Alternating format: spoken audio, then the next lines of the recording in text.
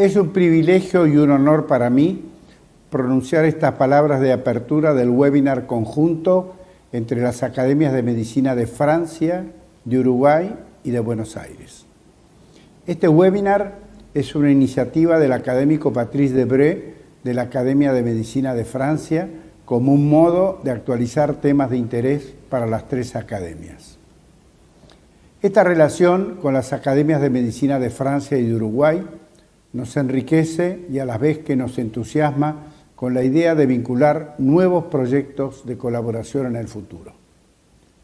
La Academia Nacional de Medicina de Francia fue fundada en 1820 y solo 2 años después se fundó la Academia Nacional de Medicina de Buenos Aires. Es decir, que ambas academias han cumplido 200 años de existencia, lo cual es un hecho digno de destacar. El webinar de hoy cuenta con la participación de 2 autoridades de la medicina francesa, los profesores Christian Boitard y Jean-François Gauthier, la académica María Cristina Belzarena García de la Academia de Medicina del Uruguay y el académico Manuel Luis Martí de la Academia de Medicina de Buenos Aires. Al finalizar las 4 conferencias, se abrirá un espacio de discusión con traducción simultánea al español y al francés. Una prueba de lo atractivo del programa es el importante número de inscriptos, que al momento de este mensaje alcanzan los 1.500. Para darles la bienvenida a los asistentes, les agradezco su concurrencia y les anuncio que la intención es organizar otro webinar sobre hipertensión arterial en el transcurso de este año. Un especial agradecimiento al académico Patrice Debré por esta iniciativa, a la Embajada de Francia en la Argentina, al Instituto Franco-Argentino y al Laboratorio Casasco. Quisiera destacar el enorme trabajo de logística y organización realizado por Jimena Birman para lograr que este webinar pueda realizarse. Muchas gracias.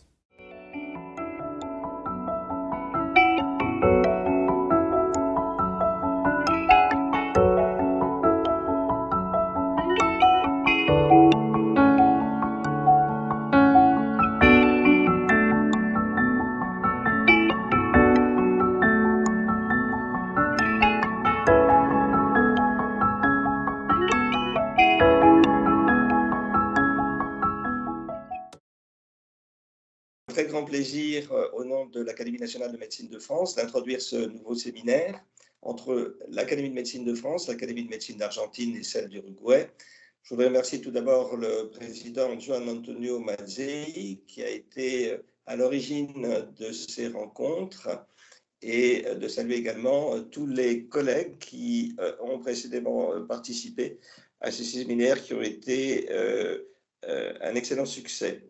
Nous allons traiter cette fois-ci du diabète et je tiens à remercier particulièrement les professeurs français, argentins et uruguayens qui ont participé. Nous allons couvrir un ensemble de champs du diabète et je souhaite à tous et à tous un excellent événement qui permettra, je pense, de pouvoir poursuivre après nos relations autour de différents programmes et aux recherches de cette maladie. Très bon séminaire à tous. Merci.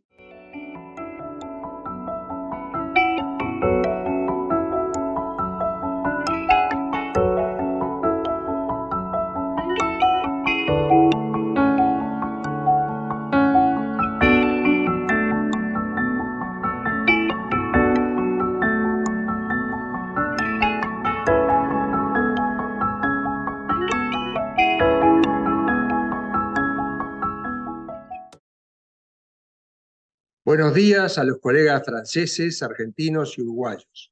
Bienvenidos a este webinar. En nombre de la Academia Nacional de Medicina de Uruguay, expreso nuestro beneplácito por participar en este seminario dedicado a diabetes, una enfermedad de alta prevalencia en nuestro país y en el mundo. Participará por Uruguay María Cristina Belzarena, profesora de endocrinología de nuestra Facultad de Medicina, quien tiene una amplia experiencia en la docencia de la disciplina y en la asistencia de pacientes diabéticos. Un especial agradecimiento por la organización a nuestro miembro honorario Juan Antonio Macei, presidente de la Academia Nacional de Buenos Aires, al presidente de la Academia de Francia, Jean-Pierre Goulet, y al presidente del Comité de Relaciones Internacionales, Patrice Debré. Deseo una excelente jornada para los expositores, quienes garantizan la más alta calidad científica, así como en los seminarios anteriores de este año. Esperamos una nutrida concurrencia y un activo intercambio. Muchas gracias.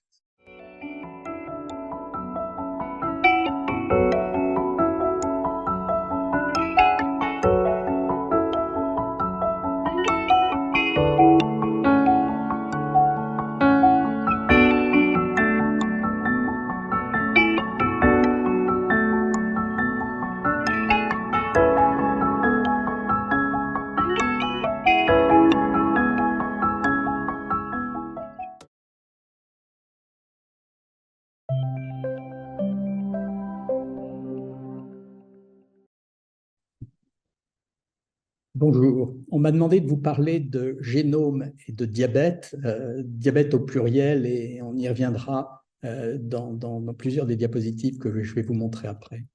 Qu'est-ce que le diabète?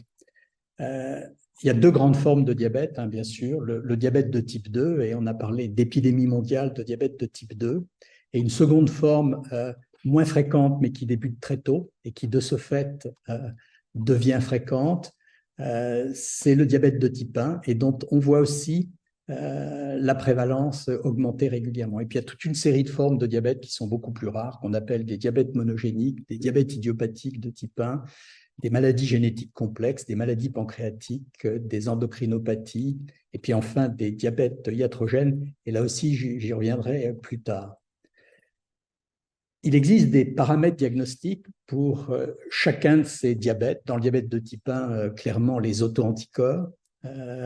Pour les formes rares de diabète, toute une série de tests biologiques qui permettent le diagnostic. Mais ce qui est frappant dans le diabète, qui représente pourtant au moins 85% de tous les diabètes qu'on voit en clinique, c'est qu'il n'y a aucun paramètre biologique qui permette un diagnostic positif de diabète de type 2. Et c'est vraiment l'expérience du clinicien qui conclut au fait que devant un diabète, on a affaire à un diabète de type 2. Lorsqu'on regarde les données cliniques, l'importance du génome est donnée par tous ces chiffres. La comparaison des jumeaux monozygotes et des jumeaux dizygotes met clairement le doigt sur l'importance du génome dans la survenue aussi bien du diabète de type 1 que du diabète de type 2. La seconde caractéristique, c'est le nombre des gènes qui sont impliqués, on y reviendra. C'est un très grand nombre de gènes, aussi bien dans le diabète de type 1 que dans le diabète de type 2. Il existe d'ailleurs un gène dominant dans le diabète de type 1, on y reviendra. Ce sont des gènes codés dans le système HLA, alors qu'il n'y a pas vraiment de gène dominant dans le diabète de type 2 et que tous les gènes qui sont impliqués confèrent un risque relativement faible. On estime l'héritabilité du diabète de type 1 à 80%. L'héritabilité du diabète de type 2 a des chiffres très inférieurs. C'est marqué ici moins de 10%. Actuellement, on considère que c'est autour de 30%. Mais il est probable que l'héritabilité est supérieure à ce chiffre. Qu'est-ce que le diabète de type 2 ? Ce qui est représenté ici, c'est la courbe de sécrétion de l'insuline en fonction de la sensibilité à l'insuline, avec une courbe qui montre les sujets normoglycémiques en haut, qui montre la dégradation de la normoglycémie chez les sujets qui développent une intolérance aux hydrates de carbone, et puis surtout avec l'effondrement de la sécrétion d'insuline par le pancréas au cours du diabète. Il est probable que dans ce qu'on appelle le diabète de type 2, et d'ailleurs j'aurais pu dire la même chose pour le diabète de type 1, il existe des endotypes différents de la maladie qui ont commencé à être classés. C'est une des classifications ici, mais j'y reviendrai ultérieurement dans mon exposé. Le diabète de type 2, il est caractérisé par le fait que de multiples gènes sont impliqués. J'ai mis sur la partie gauche de la diapositive les diabètes monogéniques, qu'il s'agisse de diabètes néonataux, de ce qu'on appelle les diabètes de type MODY ou des maladies génétiques complexes. Mais ça représente une très faible fraction des diabètes qu'on peut rencontrer. Et dans la grande majorité des diabètes de type 2, un très grand nombre de gènes est impliqué. C'est une maladie commune, chronique, dont la cause n'est pas connue et qui, au-delà d'impliquer de multiples gènes, est une maladie hautement multigénique. Ce qui est particulier aussi de cette maladie multigénique, c'est que lorsqu'on compare les très nombreux gènes, plus de 400 qui sont impliqués dans l'obésité, et les très nombreux gènes, également plus de 400, qui sont impliqués dans le diabète de type 2, mais il n'y a pratiquement aucun gène commun. Il y a 1 ou 2 gènes qui sont communs. C'est donc sur des terrains génétiques très différents que survient d'une part l'obésité et d'autre part le diabète de type 2. Mais ce que montre ici le diagramme, c'est la multiplicité également des facteurs d'environnement qui sont impliqués, qu'il s'agisse de sédentarité, d'alimentation, d'infection, de toxiques environnementaux, de médicaments, le rôle de l'urbanisation, le rôle de stress socio-économique, psychosociaux, le rôle aussi de la lumière, et il y a plein d'autres facteurs, on ne les connaît pas tous, qui sont impliqués dans le diabète de type 2. À ce titre, il est assez intéressant de regarder un certain nombre de modèles animaux. Tous les animaux que je vous montre sur cette diapositive, qu'il s'agisse de poissons, du rat des sables ou d'oiseaux, sont des animaux qui ont une glycémie extrêmement élevée. Pas tous de la même façon. C'est un état normal, par exemple, chez le poisson des cavernes, ou par exemple chez le colibri ou le poulet, qui utilisent les substrats énergétiques de façon différente de l'homme. C'est un état qui peut s'acquérir chez le rat du désert. C'est un rat qui court dans des déserts, en particulier en Israël, dans lesquels ils ont peu d'alimentation.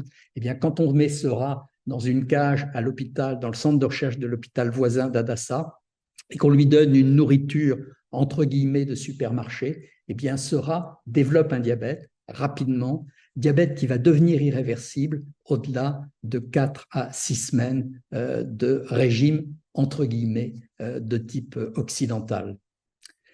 J'ai mis sur cette plaque les principaux gènes qui sont impliqués dans les formes monogéniques de diabète. Et vous voyez qu'il s'agisse de diabète néonataux, qu'il s'agisse de ce qu'on appelle le MODY, il y a toute une série de gènes dont des mutations vont être à l'origine d'un diabète. Dans le diabète de type 2, j'ai dit plus de 400 gènes. Évidemment, ne sont représentés ici qu'une faible fraction de ces gènes.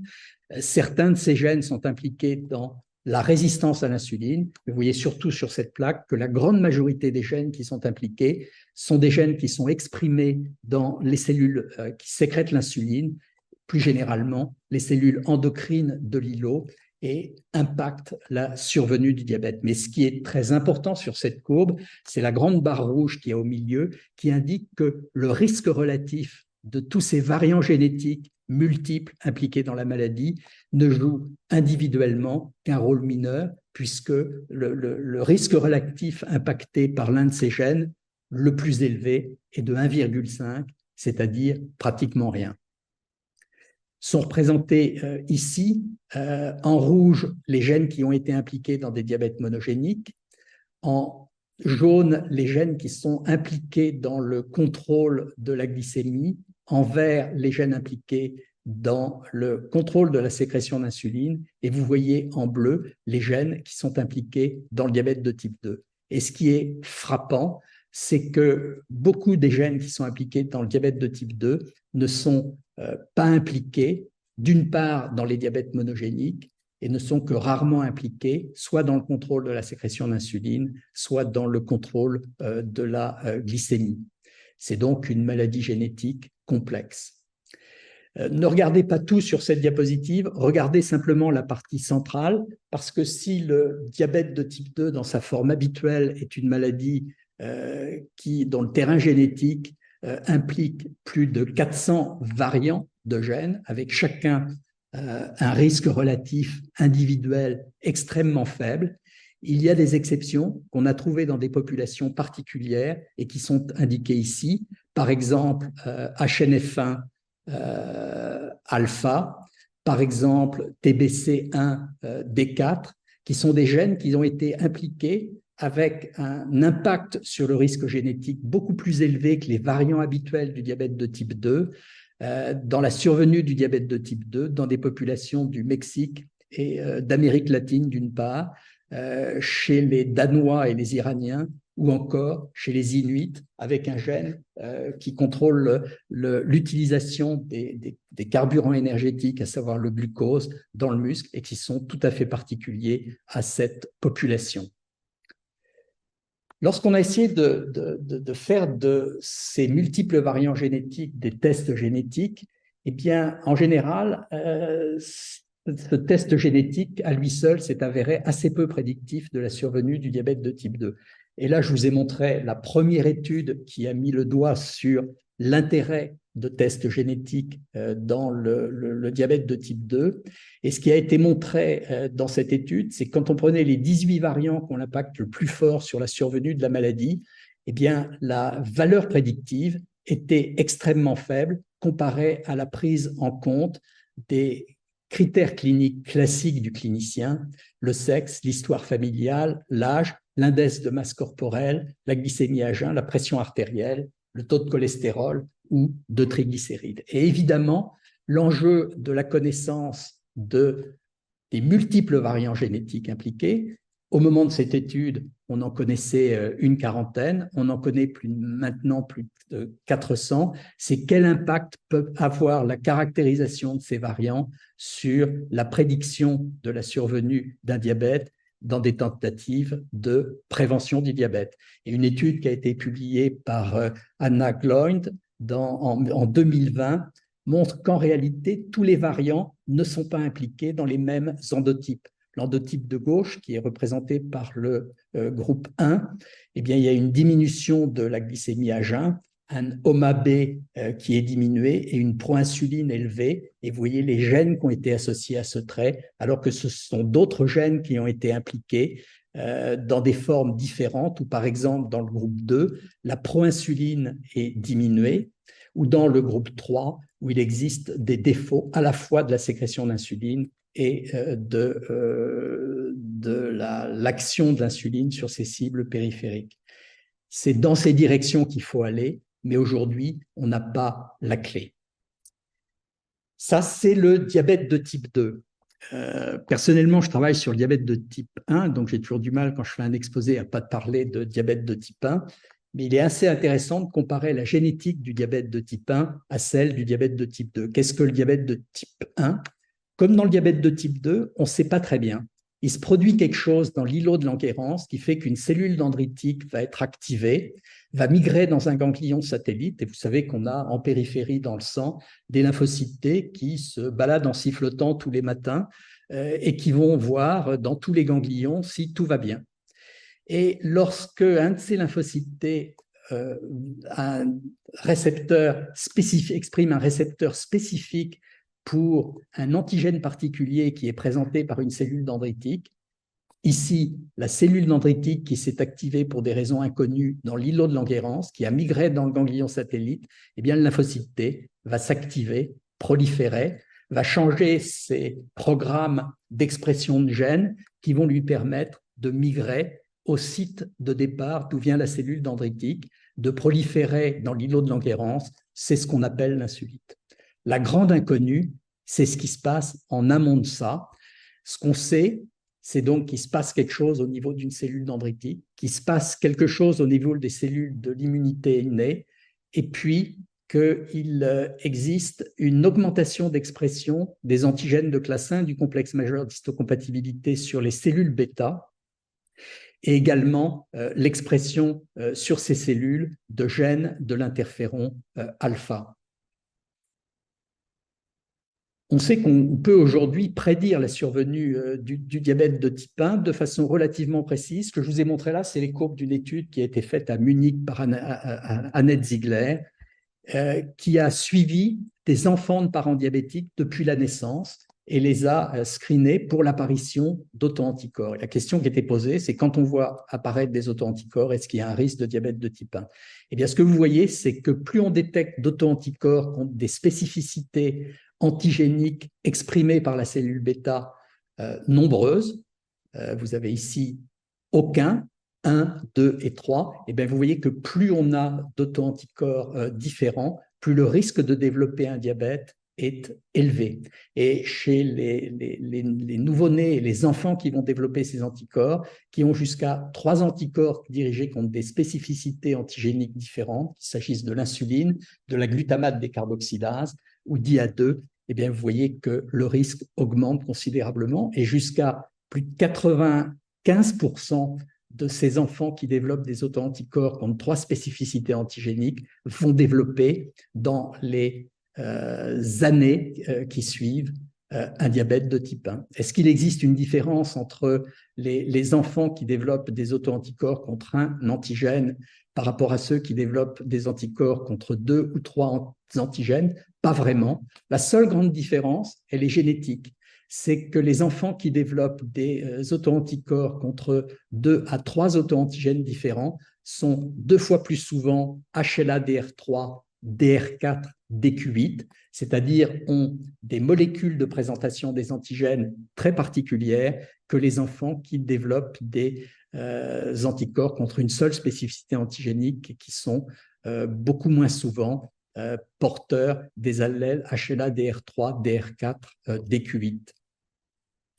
Comme pour le diabète de type 2, ce sont tous les gènes qui ont été impliqués. Il y en a beaucoup, mais il y a une grande différence, c'est que le risque relatif lié à la présence de HLA-DQ8, que je vous ai montré sur la diapositive précédente, est de 8 à 12, à comparer au 1,5 des variants génétiques les plus impliqués dans le diabète de type 2.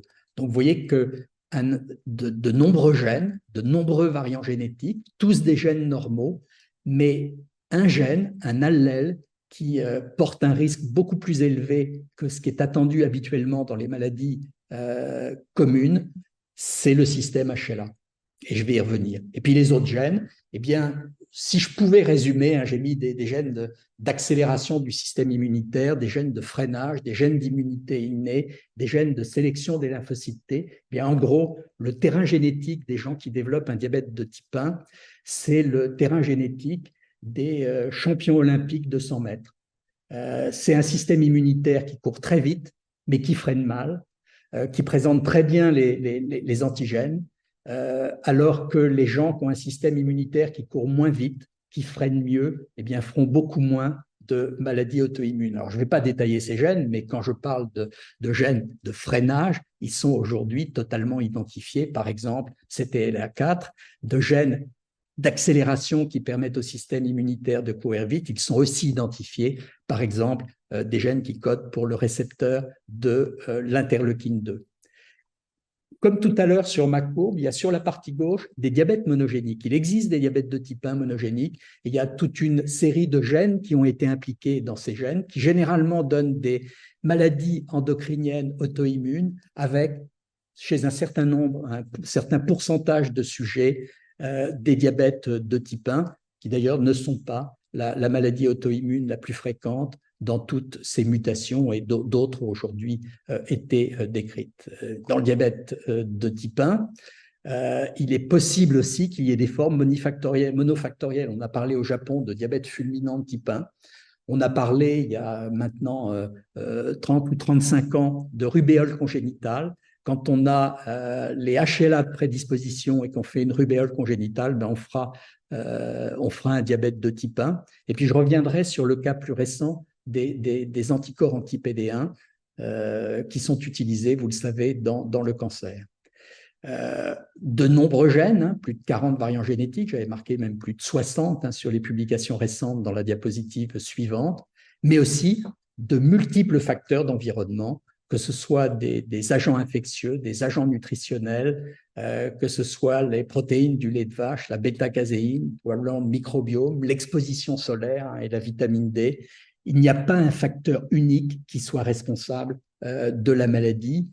Autant qu'on puisse le dire en clinique, et avec peut-être des exceptions, et c'est là-dessus que je vais venir. Dans le laboratoire, on a beaucoup travaillé au cours des années, des 20 dernières années, sur ce qui se passe dans l'interaction des lymphocytes T et des îlots de Langerhans au cours du diabète de type 1. Vous voyez ici qu'il y a des lymphocytes TCD4 dont le récepteur spécifique pour l'antigène voit un fragment d'auto-antigène présenté par des molécules de classe 2 du complexe majeur d'histocompatibilité.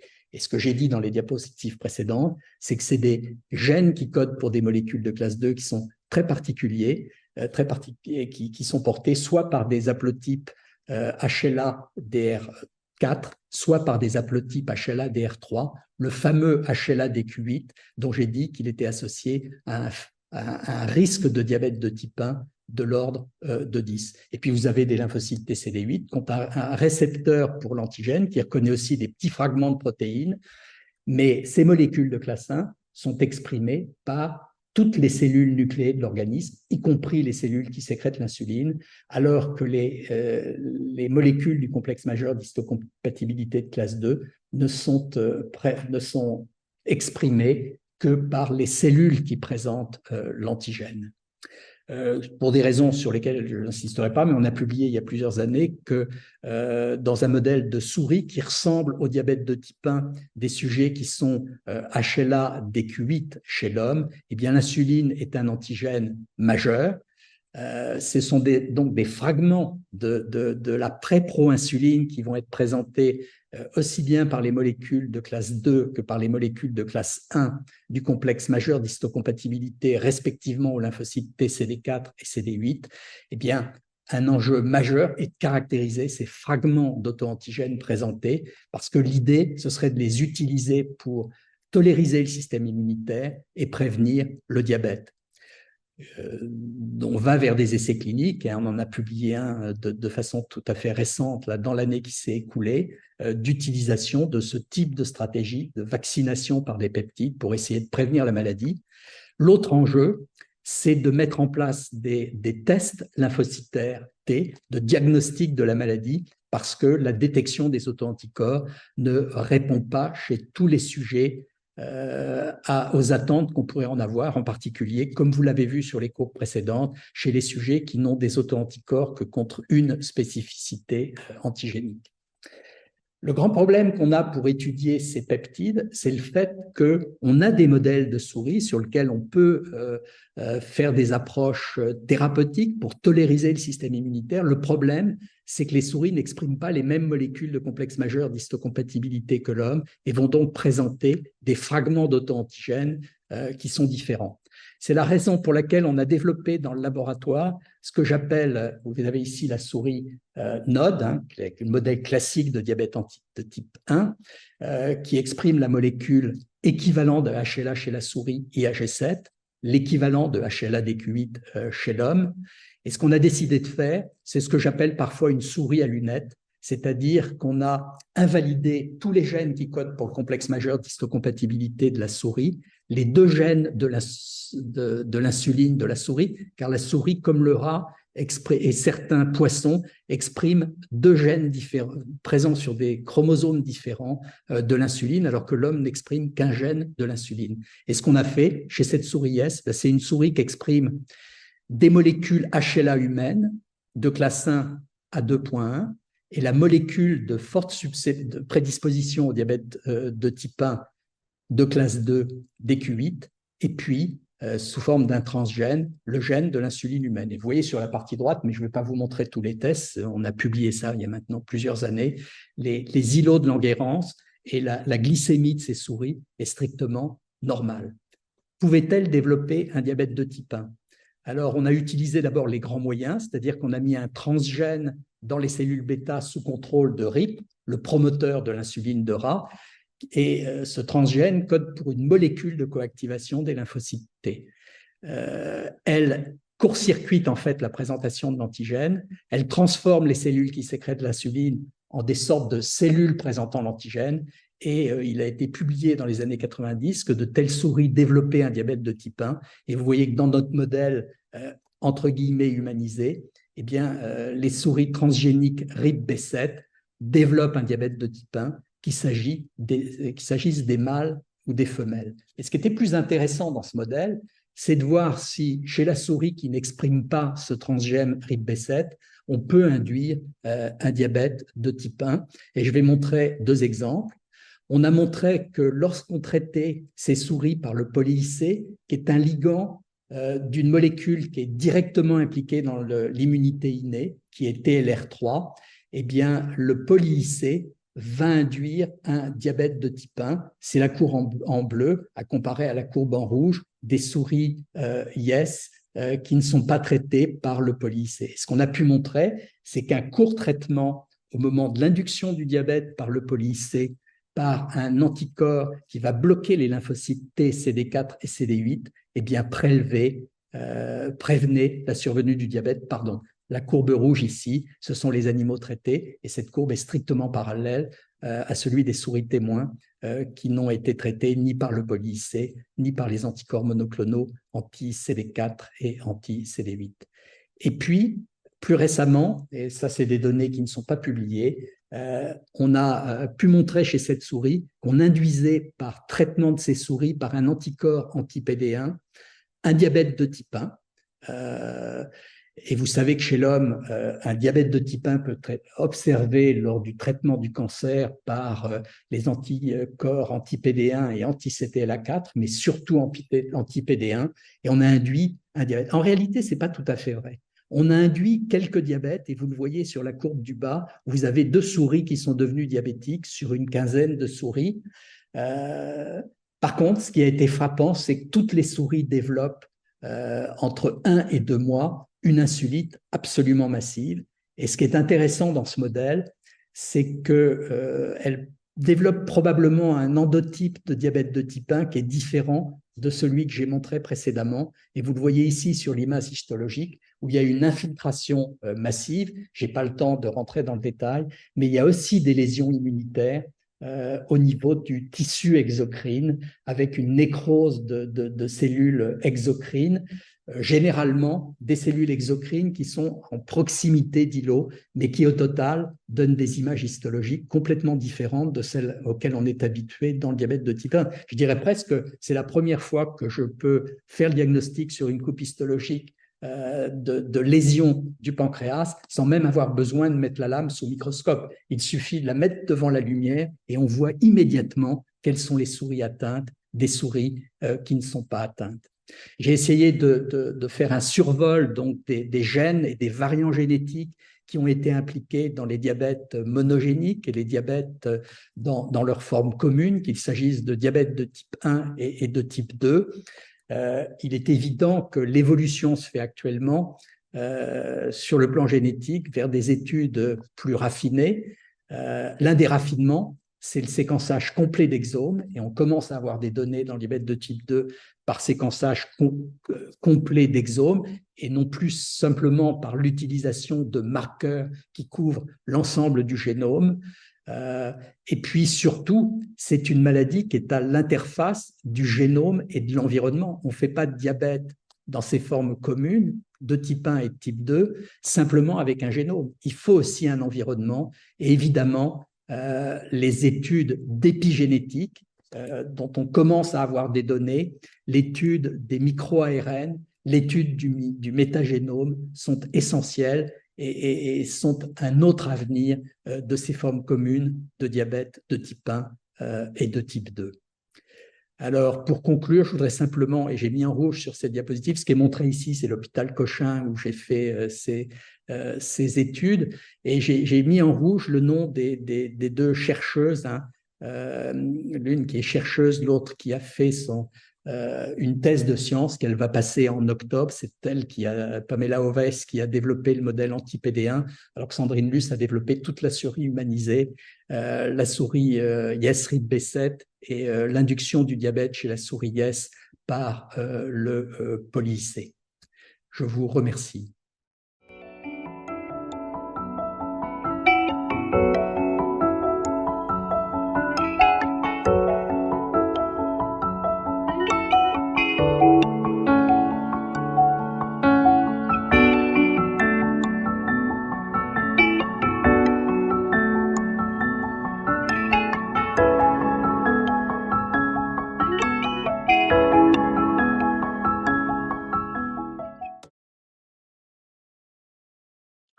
Chers collègues, c'est un grand honneur pour moi d'être à cette réunion de partage entre nos deux pays et je remercie l'Académie française de médecine de m'y avoir convié. Je vais vous parler du traitement du diabète de type 2, mais avant tout, je voudrais me présenter. Je suis chef de service du service de diabétologie endocrinologie de l'hôpital Lariboisière, dont je suis diabétologue, et je suis également le président de la Société francophone du diabète. Alors, je ferai cet exposé en 3 parties. La première partie, nous ferons un rappel sur ce qu'est le diabète de type 2.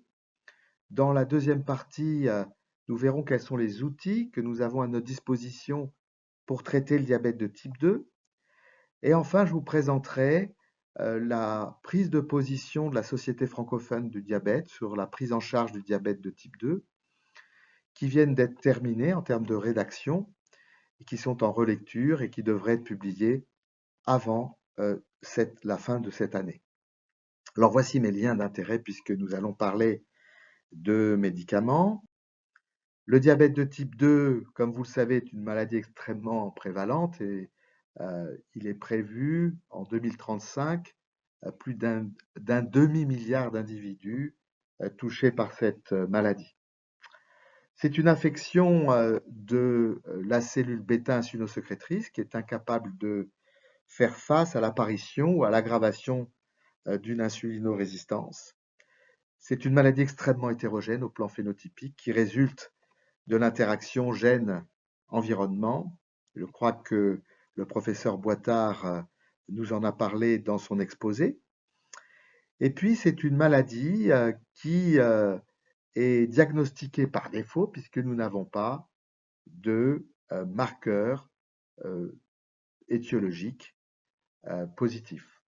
Donc, on n'a pas de marqueur biologique qui puisse nous dire c'est un diabète de type 2 et c'est le problème du diabétologue. Alors, les modifications du mode de vie restent la pierre angulaire du traitement.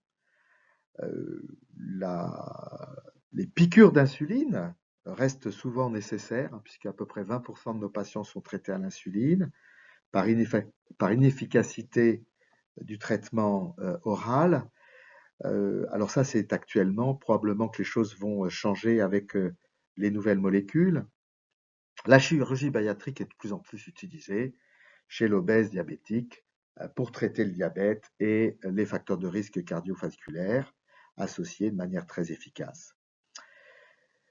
La rémission du diabète est possible, on en parle de plus en plus, surtout en termes de perte de poids et dans certaines formes de diabète, d'ailleurs, comme le diabète de type 2 cétonurique. Et puis, vous savez que depuis 5-6 ans, il y a un désir de stratification du diabète de type 2 en sous-groupes, surtout dans le contexte de la médecine personnalisée, et qu'il y a eu des essais avec classification en sous-groupes, mais que ces classifications en sous-groupes, pour le moment, n'ont pas eu de conséquences très pratiques dans notre pratique quotidienne, parce qu'ils ne sont pas basés sur la réponse au traitement. Mais en tout cas, c'est un axe de recherche extrêmement important et plusieurs équipes de cliniciens-chercheurs s'y intéressent. Cette diapositive-là vous rappelle que l'hémoglobine glyquée reste le déterminant majeur de l'apparition d'un infarctus du myocarde chez le diabétique de type 2 et reste un déterminant majeur de la mortalité au cours du diabète de type 2, mortalité toutes causes confondues. Il s'agit là de l'étude longitudinale scandinave qui est extrêmement démonstrative sur ce sujet. Alors vous avez sur cette diapositive les différents acteurs de l'hyperglycémie au cours du diabète de type 2 et puis les médicaments en regard. Vous voyez à gauche les sulfamides qui agissent sur l'insulinosécrétion de manière indépendante des niveaux glycémiques. C'est la raison pour laquelle c'est la seule classe de médicaments oraux capables de générer des hypoglycémies. Les agonistes des récepteurs du GLP1 agissent également sur l'insulinosécrétion, mais de manière glucose dépendant, c'est-à-dire que si la glycémie est normale, il n'y aura pas d'hypersécrétion, enfin, il n'y aura pas de stimulation de l'insulinosécrétion. Les agonistes des récepteurs du GLP-1 également agissent sur l'inhibition de la sécrétion de glucagon, qui est une des caractéristiques métaboliques du diabète de type 2. Et puis, ce qui est intéressant dans les agonistes du récepteur du GLP-1, c'est l'action centrale avec des effets importants sur le rassasiement. Ce que vous voyez aussi sur cette diapositive, c'est que le rein, qui a été toujours considéré comme une victime de l'hyperglycémie avec la néphropathie diabétique, participe également à l'hyperglycémie chronique. Et vous savez que, particulièrement à jeun, le rein sécrète du glucose. Il est capable de néoglucogénèse. Et le rein, également, nous allons le voir très rapidement, eh bien, est la cible de la nouvelle classe thérapeutique représentée par les inhibiteurs SGLT2. Alors, comme je vous le disais, les modifications du mode de vie représentent la pierre angulaire du traitement du diabète. La chirurgie bariatrique est de plus en plus utilisée chez le patient obèse. Je ne parlerai pas de la metformine et des sulfamides qui sont extrêmement bien connus dans la prise en charge du diabète de type 2. La metformine a encore des choses à nous apprendre. Juste pour vous rappeler encore une fois que les sulfamides représentent la seule classe qui est capable de générer des hypoglycémies.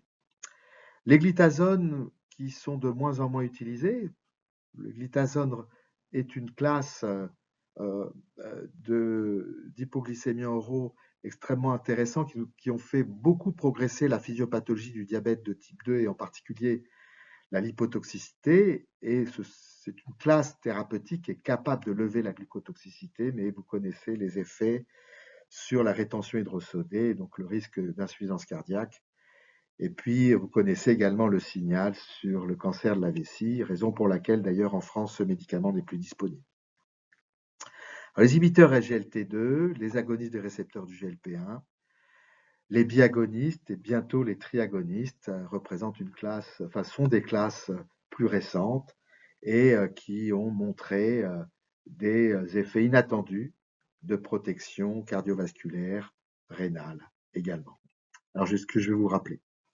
Alors, en physiologie, le glucose est entièrement filtré par le rein et est ensuite réabsorbé pour être remis en circulation au niveau du tubule proximal. Et cette réabsorption dépend principalement du transporteur de glucose SGLT2 qui est sodium dépendant.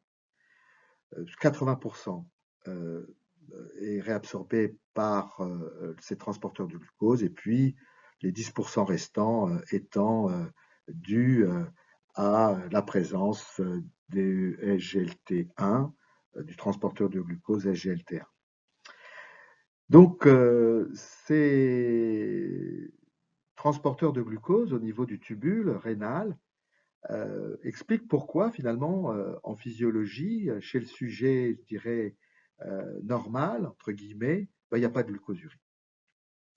L'idée là, c'est d'inhiber les transporteurs de glucose SGLT2 pour conserver une glucosurie qui va avoir deux avantages. D'une part, d'améliorer le contrôle glycémique et d'autre part, de perdre des calories et donc de perdre du poids. Alors actuellement, il y a trois classes, enfin pas trois molécules, il y a trois molécules qui ont été mises sur le marché, approuvées par les agences de médicaments. C'est la dapagliflozine, la canagliflozine et l'empagliflozine. Et ce qu'on peut dire sur cette classe, c'est que, effectivement, il y a des effets bénéfiques sur le contrôle glycémique, mais ces effets bénéfiques sont assez modérés, de l'ordre ils diminuent en moyenne de 6, 7, 8% l'hémoglobine glyquée. C'est un effet bénéfique sur la perte de poids et sur la pression artérielle, probablement par des effets diurétiques, mais probablement pas que. Il n'y a pas d'hypoglycémie, sauf si associée au sulfamide ou à l'insuline. Et puis, l'effet inattendu majeur, c'est la protection cardiovasculaire et rénale chez les patients à haut risque cardiovasculaire ou chez les patients qui ont une maladie rénale ou qui ont une insuffisance cardiaque. Probablement, il y aurait des effets sur l'hépatopathie métabolique. Ces données sont en cours d'analyse. Et puis, ce qui est quand même intéressant dans cette classe, c'est que c'est la première classe d'hypoglycémiants qui ne pousse pas finalement le glucose à l'intérieur des cellules, mais qui finalement débarrasse l'organisme de glucose. Et donc, on voit là que finalement, c'est la classe qui lutte contre la glucotoxicité. Les effets secondaires, infection urogénitale, dépression volumique surtout chez le sujet âgé, et puis les acidocétoses, euglycémiques. Et ces effets secondaires font qu'il faut quand même prendre quelques précautions. D'abord, informer le patient qu'il peut y avoir des infections urogénitales. Il faut informer le patient qu'il peut avoir des hypoglycémies si eh bien, ce traitement est associé au sulfamide ou à l'insuline.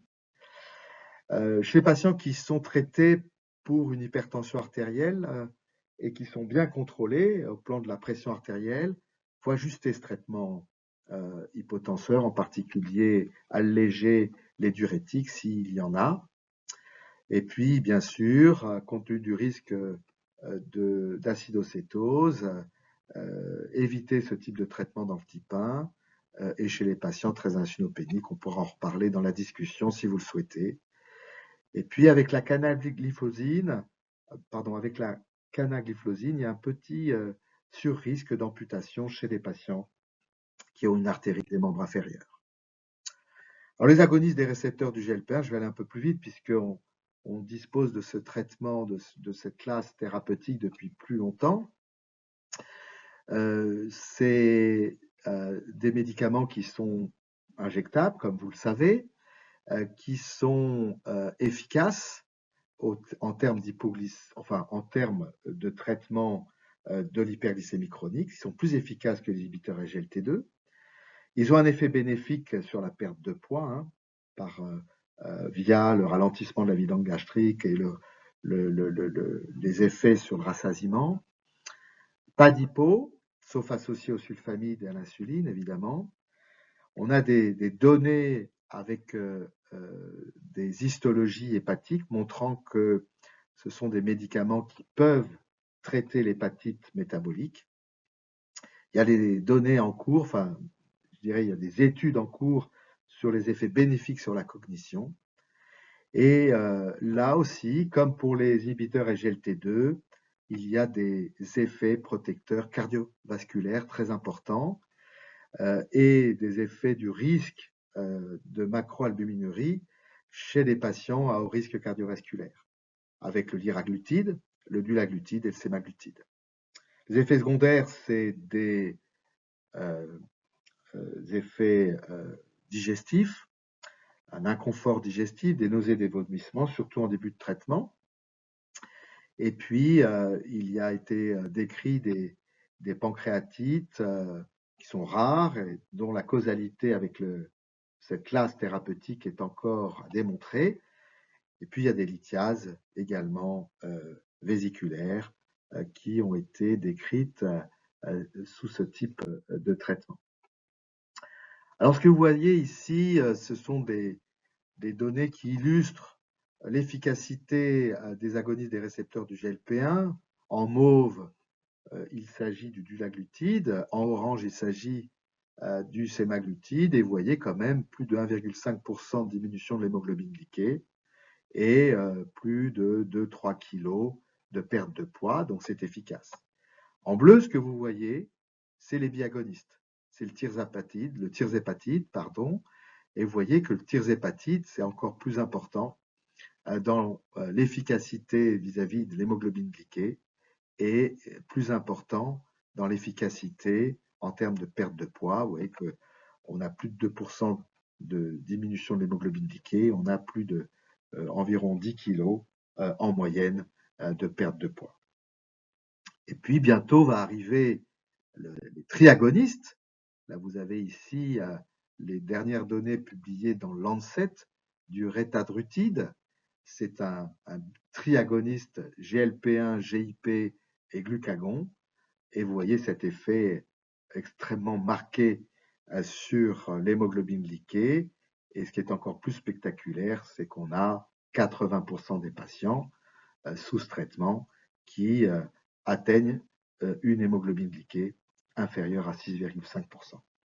Et quand on regarde ce qui se passe pour le poids, vous voyez que là aussi, une grande majorité de patients ont une perte de poids de plus de 10%, ce qui est évidemment tout à fait remarquable. Alors pour terminer, je voudrais vous illustrer la prise de position de la SFD. Nous considérons que la metformine associée aux modifications du mode de vie doit rester le traitement de première ligne.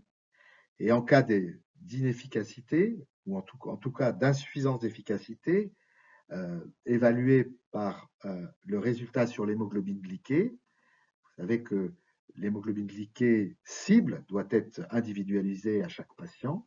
La décision doit être partagée avec le patient.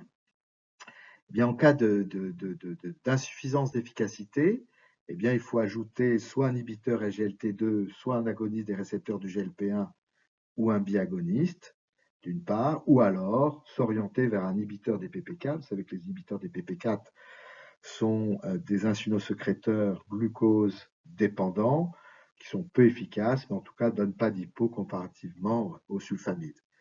En fait, le choix de la voie de gauche ou le choix de la voie de droite dépend essentiellement du profil pondéral du patient, et que si le patient a un profil pondéral, je dirais néfaste, eh bien, il faudra s'orienter d'emblée sur un inhibiteur SGLT2 ou sur un agoniste des récepteurs du GLP1, et puis pour les pays qui le disposent, et en cas d'inefficacité, sur les biagonistes GLP1 et GIP.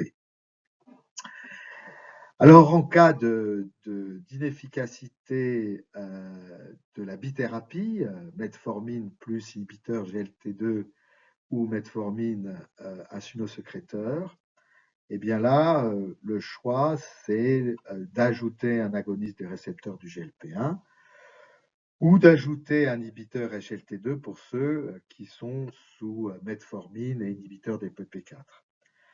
Les recommandations donnent le choix de remplacer directement la bithérapie par une bithérapie associant metformine, agoniste des récepteurs du GLP1 ou biagoniste. C'est la voie de gauche. Et elle donne également le choix de passer à un schéma basal associé à la metformine, surtout chez les patients qui sont dans une période catabolique, ont perdu du poids, etc. Alors, que faire en cas d'échec de la bithérapie analogue du GLP1 associé à la metformine? Eh bien, c'est très simple. On doit favoriser l'association à un inhibiteur SGLT2, et en cas d'échec, eh bien, de passer à une association metformine, insuline basale et éventuellement analogue du GLP1, voire biagoniste. Alors, pour ceux qui sont sous metformine et insuline basale et qui sont en échec, il est recommandé d'ajouter un inhibiteur SGLT2 ou un inhibiteur des PP4. Et si jamais ça ne marche pas, et en fonction du profil pondéral du patient, soit de rajouter un analogue du GLP1 ou de remplacer le GLP1, l'inhibiteur SGLT2 par un analogue du GLP1, soit alors, à droite, de passer à un schéma basal bolus. Alors pour le patient obèse, c'est sûr qu'on aura tendance à se précipiter en cas d'échec de la metformine rapidement vers une association avec un analogue du GLP1 ou un biagoniste plus ou moins associé à un inhibiteur du SGLT2. Mais là encore, il est important de considérer dans ce type de patient la chirurgie bariatrique qui doit être proposée, je dirais, radicalement chez les patients qui ont plus de 40 d'indice de masse corporelle, vraiment proposer systématiquement en cas d'indice de masse corporelle supérieur à 35 et discuter au cas par cas lorsque l'indice de masse corporelle se situe entre 30 et 35. C'est ce qu'en tout cas recommande notre prise de position. Voilà, je voudrais terminer par, je crois, ce qui est plus consensuel quand on prend les prises de position, les guidelines des pays du monde entier. C'est lorsque le patient a une maladie athéromateuse avérée ou une maladie rénale chronique ou une insuffisance cardiaque, eh bien, c'est de faire une bithérapie d'emblée, quel que soit le niveau d'hémoglobine glyquée. Alors, à gauche de la diapositive, si le patient est en, je dirais, prévention secondaire, ou en tout cas, le patient a une maladie athéromatose avérée, eh bien, il faut associer à la metformine d'emblée un inhibiteur SGLT2 ou un agoniste des récepteurs du GLP1. Et à droite, si le patient a une maladie rénale chronique ou une insuffisance cardiaque, il faudra ajouter, quel que soit le niveau d'hémoglobine glyquée, à la metformine, un inhibiteur SGLT2. Et puis en cas d'échec, ou en tout cas en cas de non-objectif, d'hémoglobine glyquée non, d'objectif d'hémoglobine glyquée non atteint, eh bien on associera à la metformine un inhibiteur SGLT2 et un agoniste des récepteurs du GLP1. Voilà pour cet exposé. Je voulais évidemment remercier l'Académie de médecine, la Société francophone du diabète, les services dont j'ai la charge, et puis notre département de recherche dirigé par Nicolas Van Clee. Et je vous remercie également de votre aimable attention. Et je serai ravi de répondre à vos questions, en tout cas de discuter la stratégie du diabète, la stratégie thérapeutique du diabète de type 2. Merci.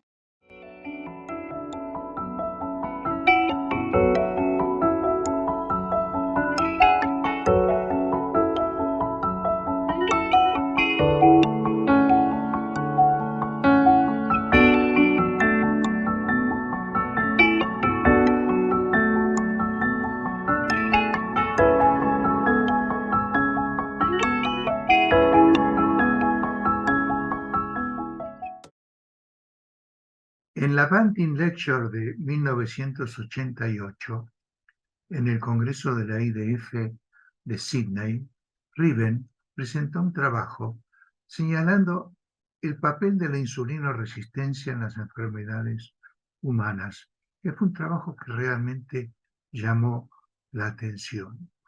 Señaló este señor que ya había trabajado sobre insulinoresistencia el problema que generaba la insulinoresistencia tanto en el hígado, que aumentaba la síntesis de triglicéridos, la hiperinsulinemia y de hipertensión arterial, tanto desde el punto de vista muscular también con hiperinsulinemia y hipertensión, y desde el punto de vista del tejido adiposo, que aumentaba los ácidos grasos libres, los triglicéridos, las citoquinas, el PAI-1, y había una disminución de la hipofibrinolisis.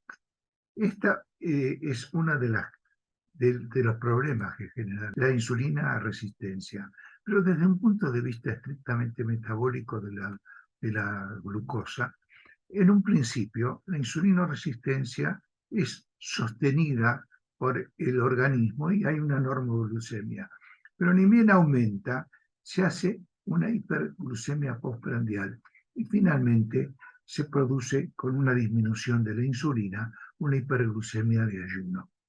Es decir, hay una insulinoresistencia que genera un aumento de la glucosa. Esta glucosa es la que estimula la producción de insulina por el hígado. Este hecho determina que con el tiempo el potencial de las células beta vaya desapareciendo y aparezca realmente la diabetes.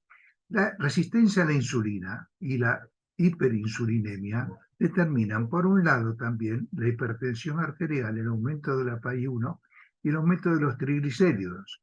Y por otra parte, la resistencia determina la obesidad abdominal, la disminución de los HDL, que junto con los triglicéridos es el pattern más característico del síndrome metabólico, y una intolerancia a la glucosa justamente por el agotamiento del páncreas, que determina finalmente la aparición de la diabetes de tipo 2. En el 2001 se aceptaron los criterios para el diagnóstico de la insulinoresistencia del síndrome metabólico, y aquí vemos que la adiposidad abdominal es importante. En el hombre tiene que ser menos de 102 y en las mujeres menos de 88 para la normalidad, los triglicéridos menos de 150, el HDL 40 y 50, la tensión, y hay una hiperglucemia de ayuno de más de 110 miligramos. En este momento ya se acepta que sea de 100 miligramos. Con 3 de estos criterios se puede realizar el diagnóstico del síndrome metabólico. Esta resistencia a la insulina actúa fundamentalmente en estos 4 tejidos. En el hígado hay un incremento de la producción hepática de glucosa porque hay una resistencia a la entrada de glucosa. En el músculo hay una disminución de la captación periférica de glucosa, que es una de las características de la insulinoresistencia, es decir, el receptor de la insulina no funciona bien, y lo mismo ocurre en el tejido adiposo, que hay una lipólisis con liberación de ácidos grasos. Y el páncreas compensa la insulinoresistencia con mayor producción de insulina, que finalmente lo agota. Estos hechos son los que configuran todo el síndrome metabólico y son los que determinan también la aparición de la diabetes. Estos hechos ya habían sido observados en otros tiempos y en esa misma época también. En primer lugar, en 1956 por Jean Vac, el gran investigador de Marsella, que señaló que había 2 tipos de obesidad: la obesidad androide y la obesidad ginecoide. Y en el 1962, lo más interesante fue lo de Neal, que señaló que había un genotipo ahorrador, el 30 genotype, que es el de la insulinoresistencia. ¿Por qué es un genotipo ahorrador? Porque hace que se deposite, cuando se vence la insulinoresistencia, se deposite mayor energía en los tejidos. Björntorp en el 91 lo señaló también como las alteraciones endocrinas. Y lo más interesante seguramente es lo de Fernández Rial de Barcelona en 1998, que dice que hay un fenotipo proinflamatorio, que es el que determina la inmunidad innata, que es uno de los factores más importantes de la insulinoresistencia. ¿Cómo empezó este hecho? Este hecho empezó hace 10.000 años, cuando el hombre tenía una cultura cazadora y recolectora, y había un habitante por kilómetro cuadrado. En este momento, tener un genotipo ahorrador de Neal, es decir, una insulinoresistencia, era un factor de selección positiva, porque el hombre que lo tenía más posibilidades de depositar energía.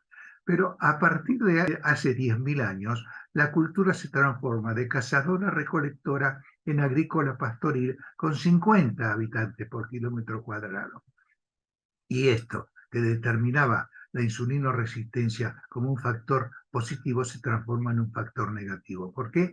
Porque el hombre camina mucho menos y además come a intervalos regulares, porque puede guardar el grano, cosa que era imposible en la etapa cazadora-recolectora. Esto ocurrió fundamentalmente en el cercano Oriente hace 10.000 años, en tres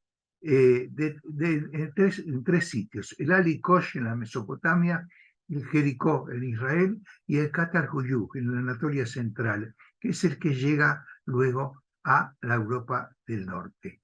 Fíjense ustedes, acá en la Anatolia Central está el Catalhuyuk.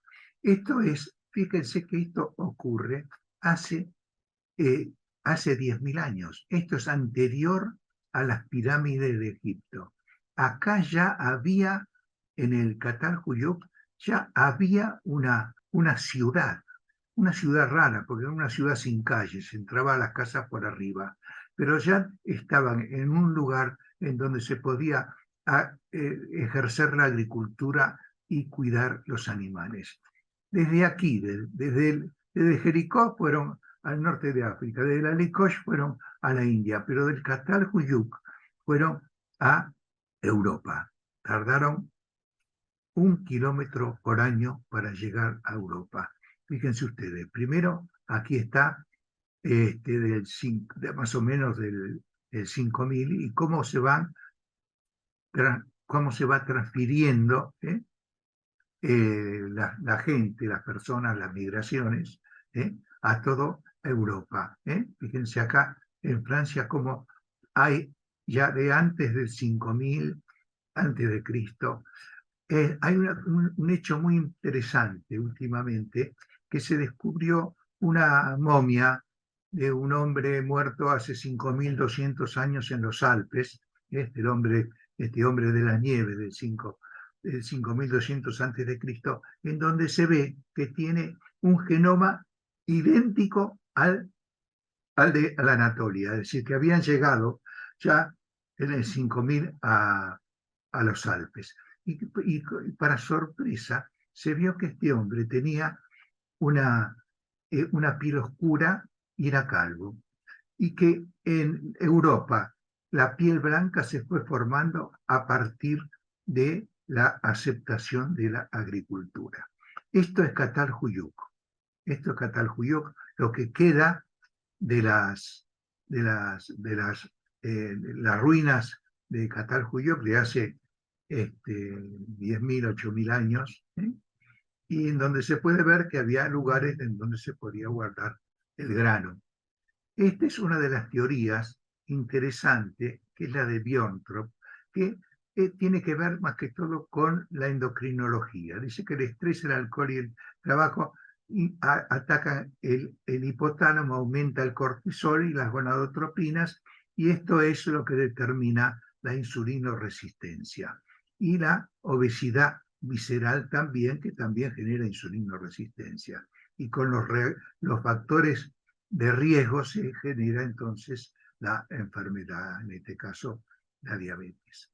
Lo más interesante, sin duda alguna, es este trabajo de Fernández Rial, que habla del sistema inmune innato, que es una consecuencia y es una generación también de insulinoresistencia. En la obesidad, que es uno de los generadores de insulinoresistencia, aparecen los leucocitos, más leucocitos, menos linfocitos, hay más fagocitosis en monocitos. Pero lo más interesante es que con el hambre la insulinoresistencia aumenta. Esto es en forma fisiológica. Por eso es lo que decían nuestras abuelas, que cuando hay hambre se deposita más energía, es verdad. Pero hay un hecho muy importante, que es la restricción proteica perinatal y la de los primeros meses de vida, que determinan que en el adulto haya una insulinoresistencia. Y esto es a partir generalmente de las citoquinas. El ejercicio físico, como disminuye las citoquinas y el cortisol.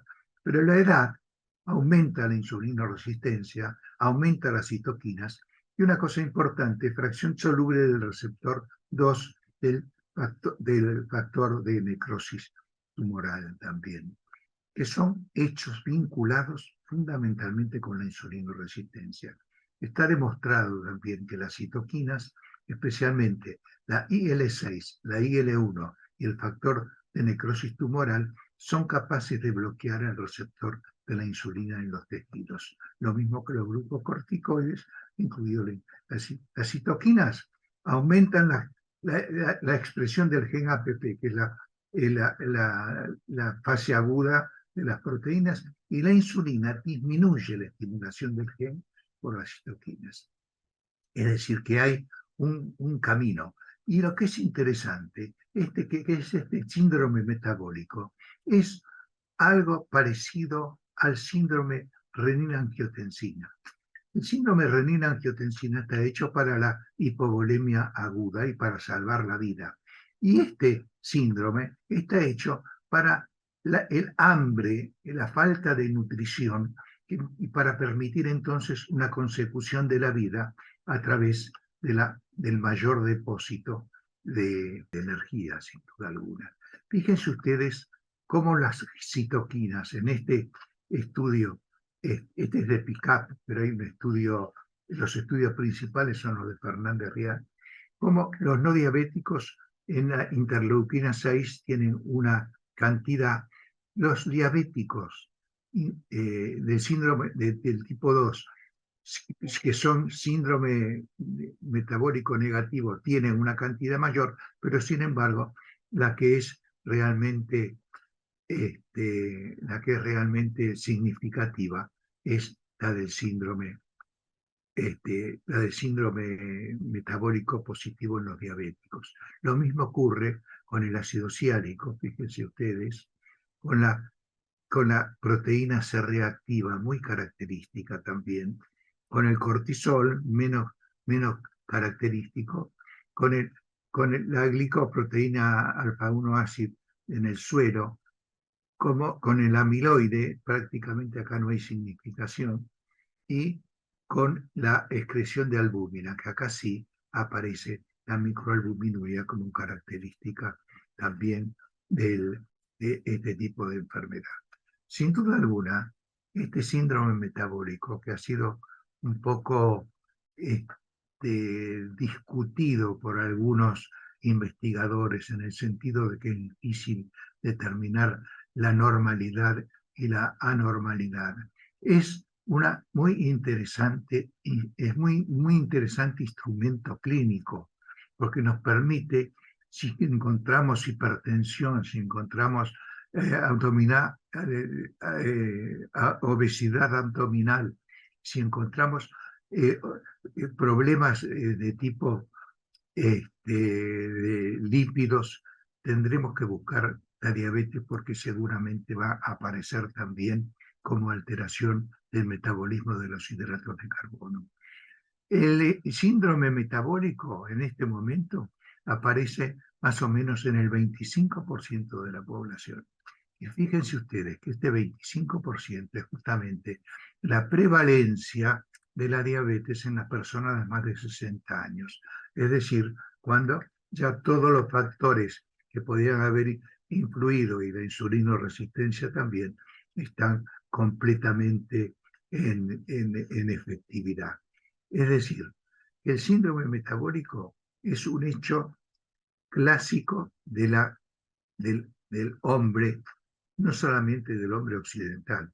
En el hombre occidental, por ejemplo, el abdomen es 110 y 88, pero en los hombres orientales es mucho menos la cantidad porque son más delgados que el hombre occidental. Pero de todas formas existe también un síndrome metabólico. Se puede medir la insulinoresistencia a través de un método que es el OMA, que nos habla, que relaciona la insulina con la glucemia y que realmente determina las posibilidades del síndrome metabólico también dentro de la diabetes, porque es un determinante, lógicamente, un acompañante de todas las alteraciones como la hipertensión arterial, la dislipidemia que aparecen en los diabéticos.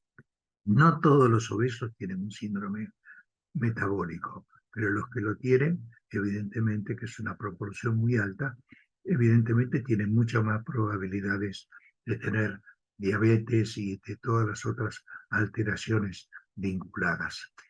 De más está decir que esta investigación sigue en curso en el mundo y que en estos momentos se acepta un poco más el síndrome metabólico como instrumento clínico de diagnóstico, de pronóstico y también de tratamiento.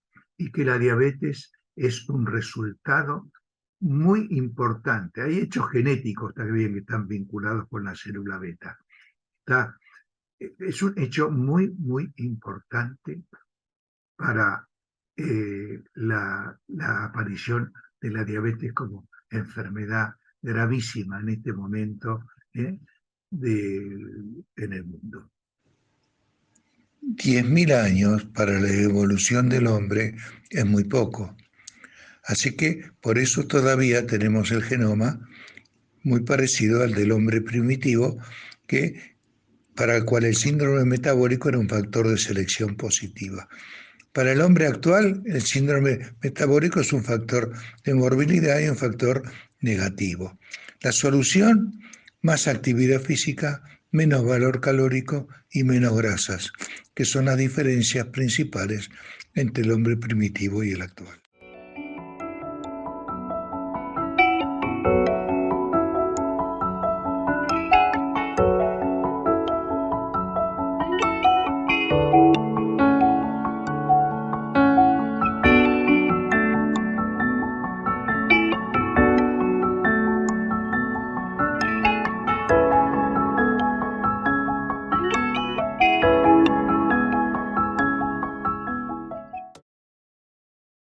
Bueno, buenos días. Es un gusto compartir con ustedes un tema tan importante como diabetes gestacional y nada menos que en sus interrogantes y desafíos.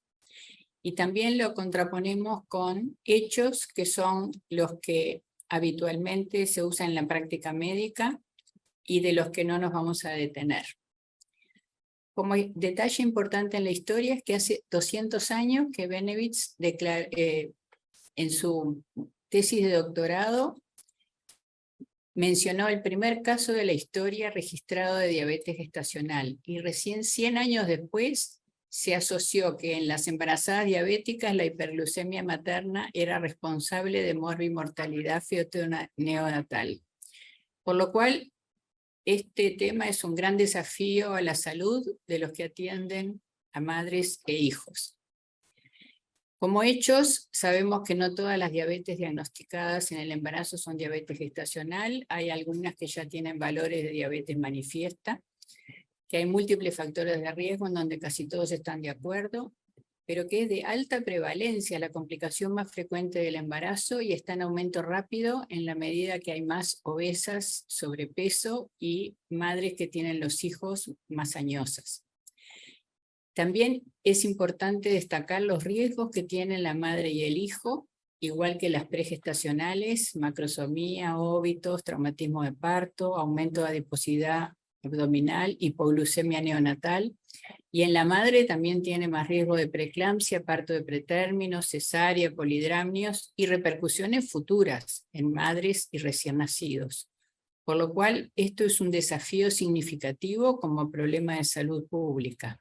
Y con todo lo importante que es esto, la primera interrogante grande, no sabemos con qué valores de glucemia se diagnostica. Y para ir a la historia, la primera vez, y homenaje a O'Sullivan y Mahan en 64, hace 60 años, que propusieron un test de tolerancia a la glucosa con determinados valores para saber quiénes eran diabéticas gestacionales, y se basaron en aquellas que de futuro iban a ser diabetes tipo 2. A partir de ese momento hubo varios que fueron modificando los valores del test de tolerancia a la glucosa, hasta que en el 2010 la Asociación Internacional de Estudios de Diabetes en el Embarazo propuso estos valores que estaban basados en eventos adversos maternos y fetales prioritariamente. La interrogante es ¿cuál usamos? ¿Cuál se usa? El fundamento de esto es varios estudios, sobre todo el famoso APO, que brindaron evidencias que mayores niveles de glucemia aumentaban los eventos adversos y fetales. El cuestionamiento es que al usar este criterio aumentó un 17,8% el diagnóstico de diabetes gestacional. Y entonces, frente a eso se puede cuestionar, ¿justifica utilizar ese criterio? Bueno, en lo personal creo que sí, porque aumenta el número adicional de mujeres con riesgo de eventos adversos en el embarazo, pero también puede haber sobrediagnóstico. ¿Qué daño hacemos con sobrediagnosticar? Si la apoyamos es hacerle una dieta. Entonces persiste con qué valores de diagnóstico de glucemia se diagnostica, y así vemos cómo estos valores fueron tomados por una cantidad de sociedades en el curso del tiempo. Sin embargo, hubo otras sociedades como NICE y ALAD que no lo aceptaron. Se dio la situación de que en muchos países los ginecólogos tomaban un valor, los endocrinólogos otros, hasta que se pusieron de acuerdo. En Uruguay también pasó eso y ahora hay acuerdo. Ahora, ¿por qué no sabemos con qué valores de glucemia se diagnostica? En base a dos hechos importantes, y es que los valores de glucemia en las embarazadas son diferentes a las no gestantes. La de ayunas es más baja, las postprandiales están más altas, la hemoglobina glucosilada más baja, y que el riesgo de morbilidad relacionado a la hiperglucemia es un continuum sin puntos de inflexión delimitados. Aumentan riesgos en la medida que progresa la hiperglucemia. Y entonces, ¿cómo saber con qué valores se va a reducir los eventos adversos maternos y fetales? Por lo cual no hay consenso internacional y se sigue diciendo que se necesitan más estudios. El desafío es, ¿en el futuro se podrá predecir más precozmente esta patología? Cuando se hace el diagnóstico entre las 24 y 28 semanas, ¿puede haber alteraciones fetales que se puedan identificar precozmente? ¿Un Machine Learning Based Model puede ser una alternativa promisoria? Y a esta interrogante de que no sabemos con qué valores se diagnostica, hay otra: ¿en qué momento de la gestación? Tampoco hay consenso internacional, pero puse un algoritmo que es el más racional, y es a todas las embarazadas en el primer control una glucemia de ayunos, y si no hay factores de riesgo, hacer una curva de tolerancia a la glucosa entre las 24 y 28 semanas si la glucemia fue normal. Y en las que tienen factores de riesgo importantes, hacer la curva desde el primer trimestre, repetirla 24 a 28 y repetirla 30 a 33 y siempre ha dado normal. Destacar que es muy importante en la curva cumplir las condiciones, dieta libre, algunas como tienen miedo de tener diabetes ya se ponen en dieta y no sirve. Y destacar que cada vez hay más mujeres con cirugía bariátricas en las cuales no se puede hacer curva de glucemia, y eso es todo un problema. Lo otro importante a considerar es que el diagnóstico implica un importante impacto psicológico social en la paciente. Es muy importante hablar mucho, darle tiempo, explicarle, tiene que saber los eventos adversos, pero tiene que saber que controlándose y tratándose, su embarazo puede llegar a feliz término sin complicaciones. Lo importante es ideal que sean asistidas por un equipo interdisciplinario, médico de familia, internista, endocrinólogo, junto con ginecólogo y nutricionista. Ideal si además hay enfermera, educadora, psicólogo y asistente social. Esto es fácil de lograr en hospitales públicos, especialmente en los universitarios, más difícil a nivel privado y más difícil en lugares en donde no pueden trabajar conjuntamente. Y creo que lograr que las embarazadas se atiendan en un equipo así es el desafío para tener mejores resultados. Como ejemplo les muestro que hace 30 años que logramos en el hospital universitario formar un equipo y fuimos procesando todos nuestros resultados, y como verán, comparando con la población general, estábamos bastante bien, salvo que teníamos mayor porcentaje de recién nacidos de pretérmino. Pero si comparábamos en este periodo estas 84 mujeres con sus embarazos anteriores, que habían sido 106, vemos que aumentaron las cesáreas, sí, pero mejoraron significativamente la mortalidad perinatal, el recién nacido de pretérmino, la macrosomía y los pequeños paredas gestacional. Esta es la demostración de que el equipo interdisciplinario, que atenderlas seguido, que tengan un teléfono rojo con el equipo, es valioso. Como tratamiento, lógicamente lo primero son consejos de hábito de vida de acuerdo al peso, tratamiento personalizado en nutrición, ejercicio, dormir tiempo adecuado, mínimo 7 horas. El interrogante es hasta dónde puede influir la microbiota en esto, Estas son las curvas que usamos para ver porcentaje de peso corporal de acuerdo a las semanas, qué porcentaje, si están normales o sobrepeso o en obesidad. Y cómo podemos saber cuáles son los objetivos de control metabólico.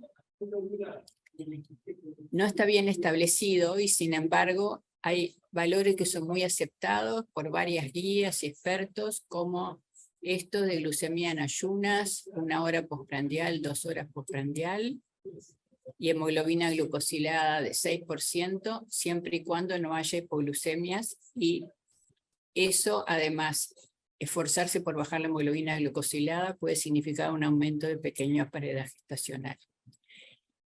¿Cómo evaluamos si está bien compensada? Uno de los elementos es un automonitoreo glucémico capilar intermitente y que lo anoten en una planilla de registro. Esto es un ejemplo que les damos con fecha y marcamos, por ejemplo, 4 comidas, observaciones, precomida, 1 hora post, y les ponemos puntitos donde queremos que marquen.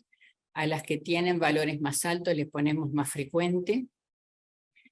Y es fundamental que escriban esto en la planilla, porque si traen los glucómetros con memoria es imposible, las vemos todas las semanas, reproducir 30, 40 valores, saber a qué hora fueron, si desayunó antes o después, no se puede. Ahora que hay monitoreo continuo de glucosa en tiempo real, no tiene mayor ventaja, pero si la paciente lo quiere hacer y lo puede costear, es posible. El otro control es hemoglobina glucosilada, y la cetonuria no la pedimos específicamente, pero en los exámenes de orina de rutina, si vienen, implica o que el ayuno nocturno es muy prolongado y mal tolerado en las embarazadas, hay que poner colación nocturna, o que se está haciendo dieta restringida, hay que hablar con ella.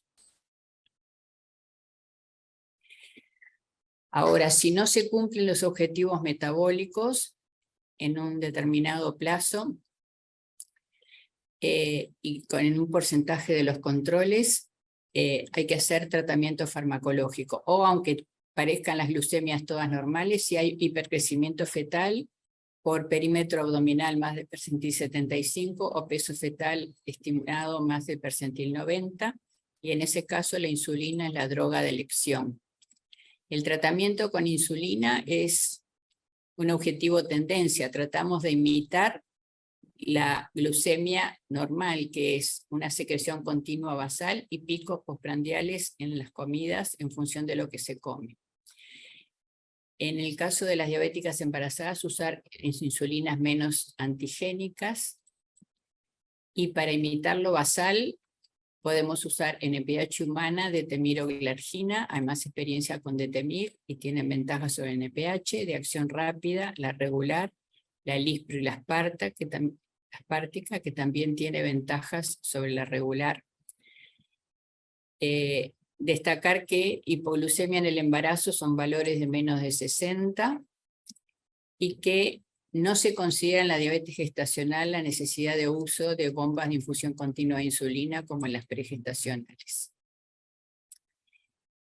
La cuarta interrogante es, ¿se pueden usar agentes hipoglucemiantes orales? Bueno, los únicos que se han usado en el embarazo es metformina y gliburido o glibenclamida, pero no están aprobados.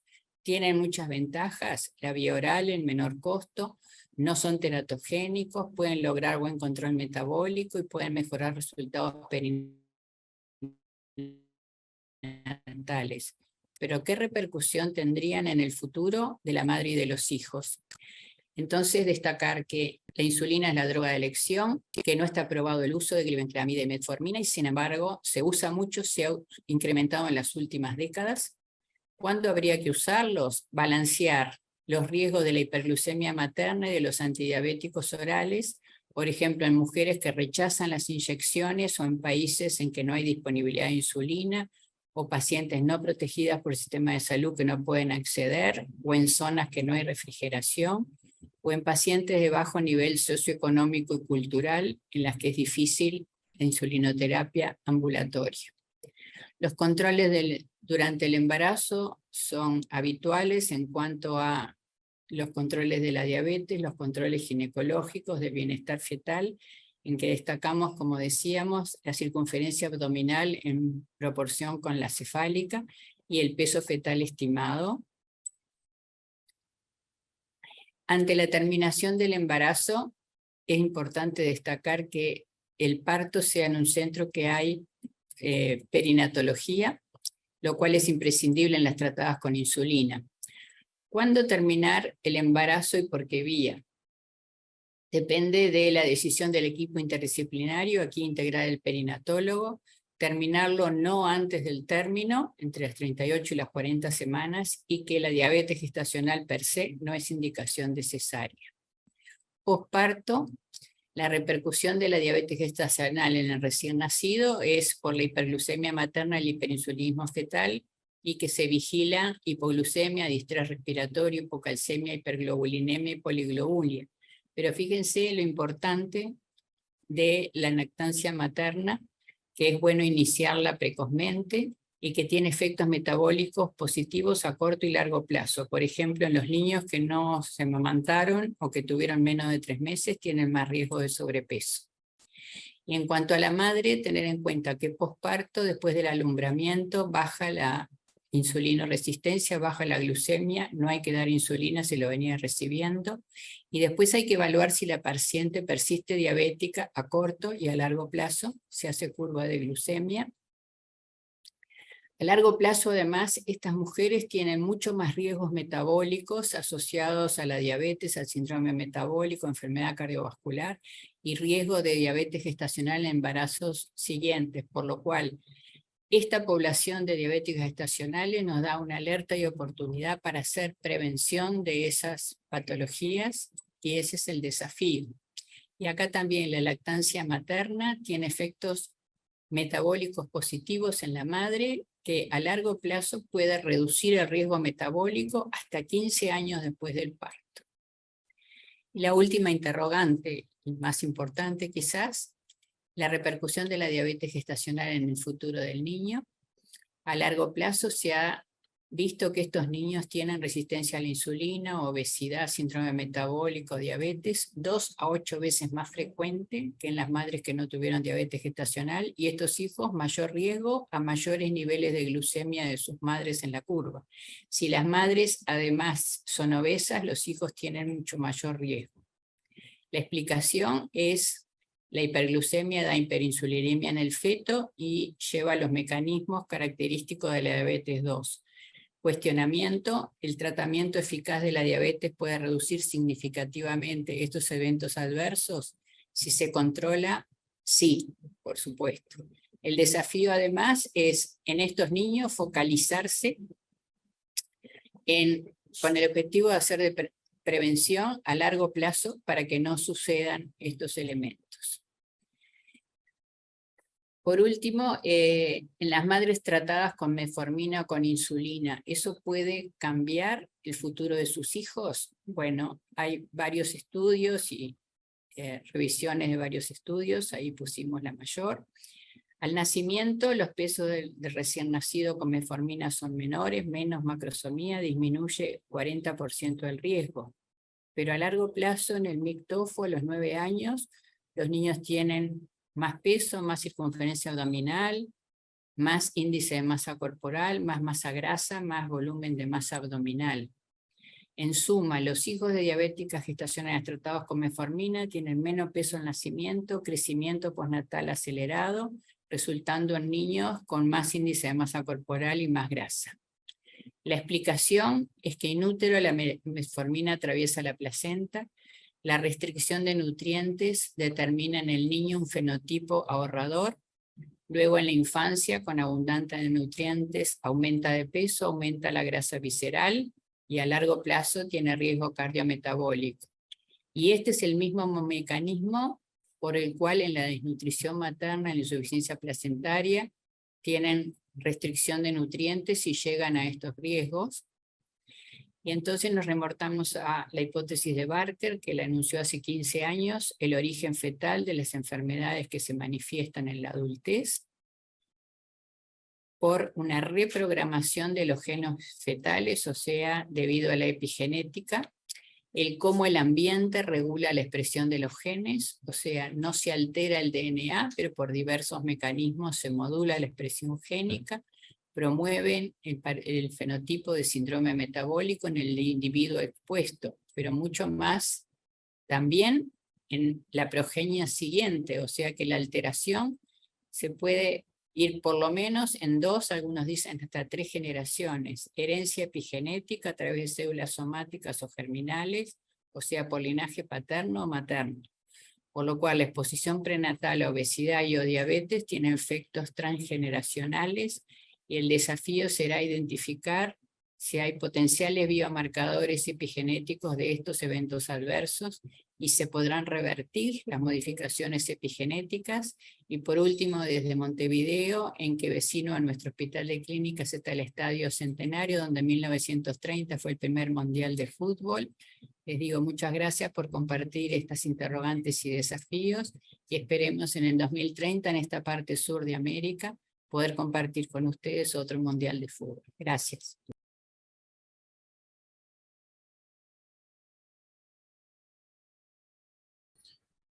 La primera pregunta que me hacen llegar es si existe alguna experiencia o se recomienda la utilización en las embarazadas de las glifosinas. Evidentemente esta es una pregunta para la doctora Benzarena. Escuchamos su respuesta, doctora. Como decíamos, la droga de elección es la insulina. Si han usado y no están aprobadas la glibenclamida y la metformina, pero ninguna de los otros medicamentos antidiabéticos orales. Perfecto. Esta es una pregunta genérica para el tratamiento.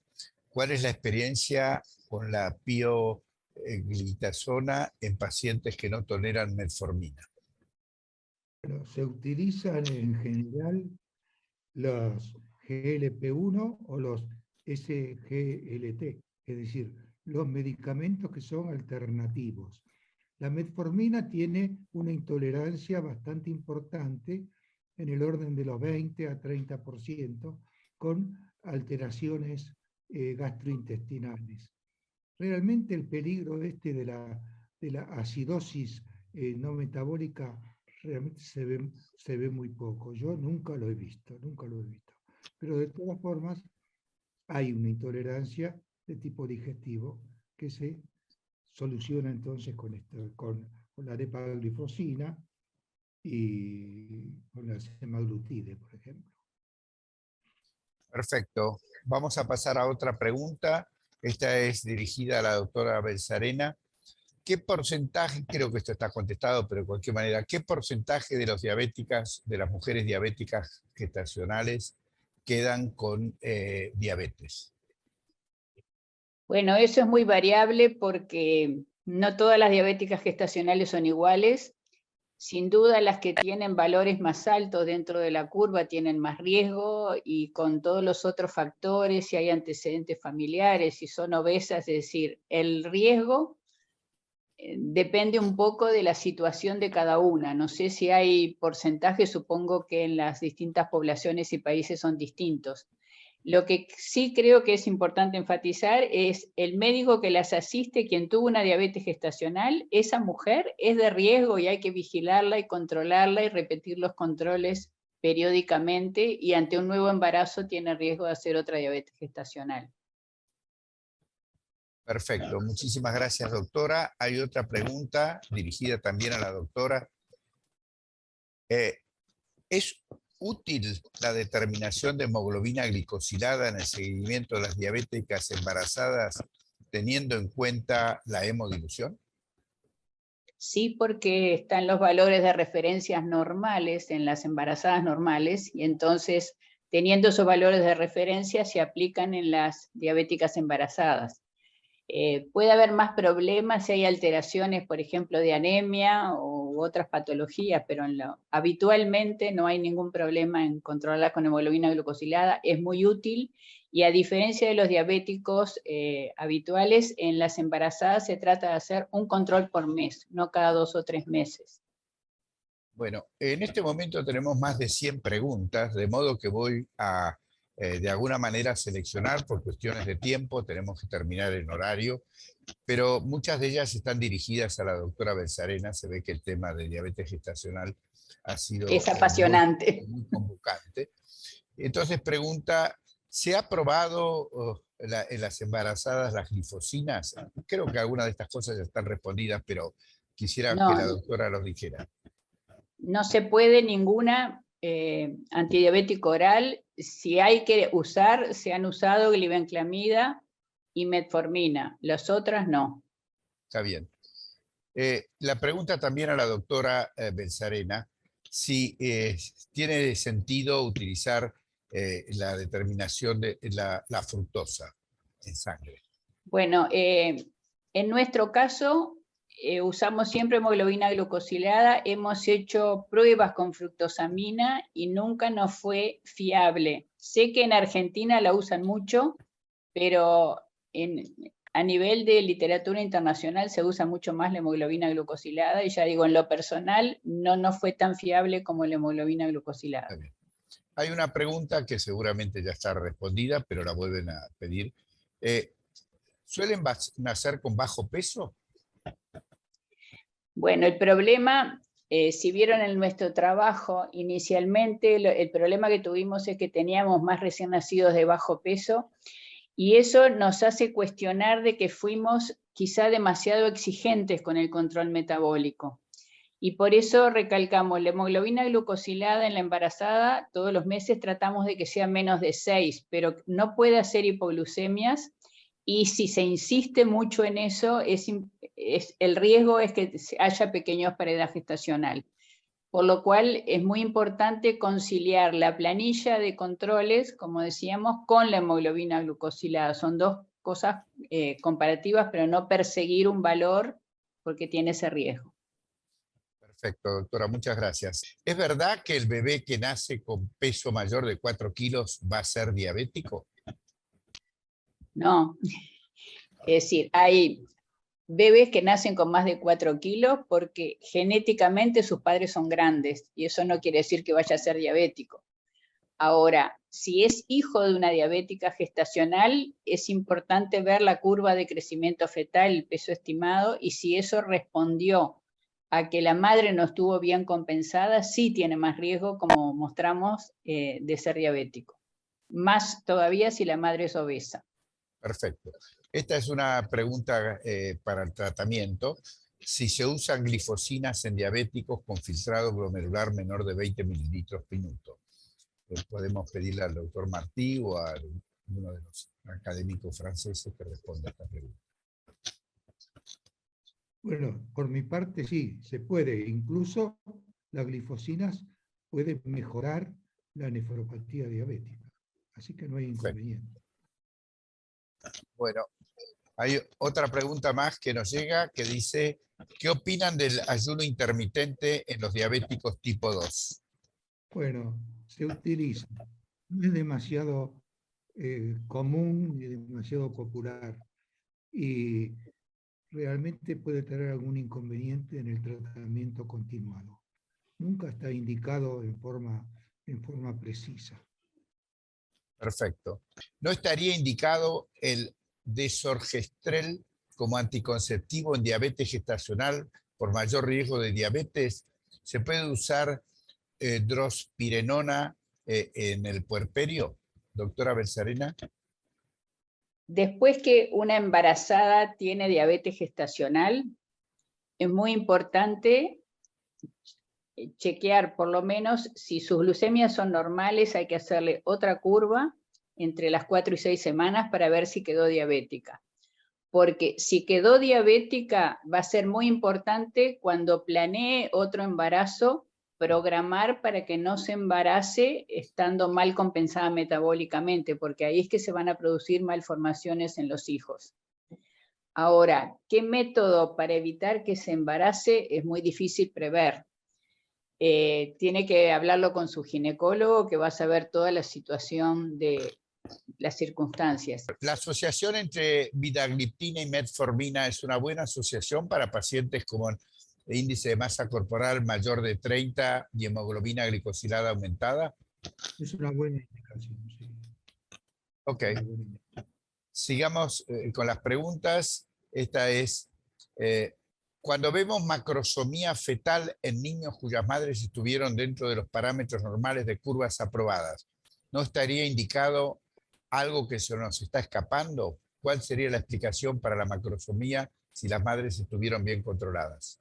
Si un bebé es grande para edad gestacional o más de 4 kilos de término, no solo la diabetes es determinante de eso, hay factores genéticos y además no importa solo el peso, sino el porcentaje de grasa, la grasa visceral, que eso también se puede evaluar. Si la madre estuvo bien controlada y la curva de glucemia fue normal y sus controles posteriores, es decir, es muy importante los seguimientos en las ecografías, ver que el percentil abdominal en relación al percentil cefálico, en los seguimientos ecográficos, el peso fetal estimado venía bien, o si había una desproporción, si hay más perímetro abdominal que cefálico, bueno, ahí puede ser que eso haya respondido a una diabetes que no fue diagnosticada, pero como les decía, no es solo ese elemento que haga pensar, sino que hay que analizarlo en el conjunto de la evolución del embarazo, los parámetros de glucemia y las curvas de ecográficas son muy importantes. Quería preguntarle si se ha probado el uso de las nuevas insulinas en diabetes gestacional. Sí, las que, como les decía, está la NPH humana, era la que menos antigénica que usamos. Después se usaron análogos lentos, análogos rápidos, pero no todos están aprobados. Y dentro de esos hay algunos que se usan específicamente más, que son la de Temir como análogo lento, y de los análogos rápidos están aprobadas todas menos la Actrapid. Perfecto, muchas gracias, doctora. Esta es una pregunta para el tratamiento. Si en insuficiencia renal crónica está indicado los SGLT2. Indicados porque incluso mejoran la nefropatía diabética. Perfecto. Esta es una pregunta para el doctor Boitar, no sé si está conectado. Si ya existen trials con anticuerpos monoclonales en diabetes tipo 2.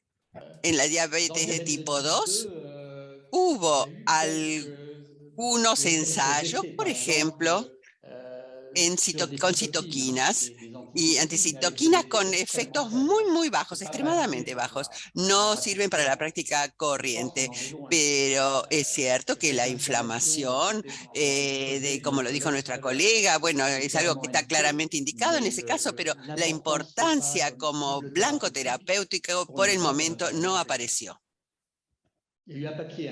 Hay algunos papers que están trabajando esto por el momento. ¿Cuál creen que es la mayor causa de fenotipo de obesidad tipo androide en las mujeres? Bueno, hay que volver al concepto de síndrome metabólico. Pienso que actualmente hay dos factores extremadamente importantes, evidentemente factores nutricionales, en primer lugar, y luego los factores de actividad física, y en tercer lugar, lo que es más importante, es la perturbación endocrina que puede modificar la proporción estrógenos-andrógenos en las mujeres y que pueden participar, podría participar en este aumento del fenotipo en las mujeres. ¿Qué hay del uso de GLP-1 en lactancia? No tengo conocimiento de que haya trabajos sobre eso, quizás los hay, no sé. No, en general, durante la lactancia siempre se trata de ser lo más fisiológico posible, o sea, si es necesario, yo usaría insulina. La pregunta, doctora, nuevamente para usted, si es seguro utilizar análogos de la insulina en diabetes gestacional. Bueno, sí es seguro los que están aprobados, como decía, y que no son antigénicos, que hay de los dos tipos, de acción prolongada se pueden usar determina o detemir o glargina. Más experiencia hay con detemir que con glargina, pero se pueden usar los dos. Y de los análogos rápidos, Lispro y Aspart. Son los dos que están aprobados. Esta es una pregunta sobre terapéutica en general. ¿Qué opinión tienen de la combinación de metformina más glucosúricos como la dapaglifosina, más inhibidores de la DPP4 como la sitagliptina? O sea, combinación de drogas. Bueno, pienso que esta es una muy buena combinación. Cuando